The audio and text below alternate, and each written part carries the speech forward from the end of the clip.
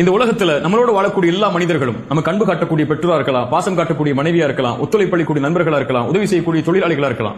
இவங்க எல்லாருமே நம்மளுடைய நோக்கத்தை நம்மளுடைய பாதையில் நிறைவேற்றுறதுக்காக இறைவனால் அமைக்கப்பட்டவங்க தான். இந்த உலகத்தில் ஒரு மனிதன் இன்னொரு மனிதனை சார்ந்துதான் வாழ முடியும். அதனாலே தன்னுடைய அங்கீகாரத்தை, தன்னுடைய மதிப்பை சக மனிதன் எப்படி முடிவு செய்யறானோ அப்படியே தன்னை முடிவு செஞ்சு கொள்றான். ஒருத்தர் தனக்கு கண்ணியம் இருக்குன்னு சொன்னா கண்ணியம் இருக்குன்னு நம்புறான், தனக்கு தகுதி இருக்குன்னு சொன்னா தகுதி இருக்குன்னு நம்புறான். நீ எதுக்குமே உதவ மாட்டேன்னு ஒருத்தர் சொல்லிட்டான்னு சொன்னா அதை அப்படியே ஏத்துக்கிட்டு வாழ ஆரம்பிச்சிடறான். நம்மளுடைய ஒட்டுமொத்த பிரச்சனையும் படைச்சவன்ட்டு இருந்து கிடைக்க வேண்டியது எல்லாமே படைப்புகள்ட்ட இருந்து கிடைக்கும் சொல்லி எதிர்பார்த்துக்கிட்டே இருக்கிறோம். நம்மளை படைச்சவன் என்னைக்கும் நம்மளுடைய தகுதியை, நம்மளுடைய திறமையை, நம்மளுடைய மதிப்பை, நம்மளுடைய சந்தோஷத்தை முடிவு செஞ்சுட்டான். ஆனா படைப்புகள்ட்ட இருந்து கிடைக்கும் சொல்லி பின்னாடியே போய்கிட்டே இருக்கிறோம். படைப்புகள் இன்னைக்கு நம்மளை உயர்த்தும், நம்மளை தாழ்த்தும், இன்னைக்கு புகழும், நாளைக்கு இகழும், இன்னைக்கு நேரம் கொடுக்கும், நாளைக்கு நேரம் கொடுக்காது, இன்னைக்கு அன்பு காட்டும், நாளைக்கு அன்பு இல்லைன்னு சொல்லி திரும்பி போயிடும். இது படைப்புகளுடைய இயல்பு. படைச்சவனை திருப்திப்படுத்தணும்னு வாழ்றவன் மட்டும்தான் இந்த உலகத்துல நிம்மதியா வாழ்வான். படைப்புகளை திருப்திப்படுத்தணும்னு வாழ்றவன் இந்த உலகத்துல தன்னையே மறந்து வாழ்ந்துகிட்டே இருப்பான்.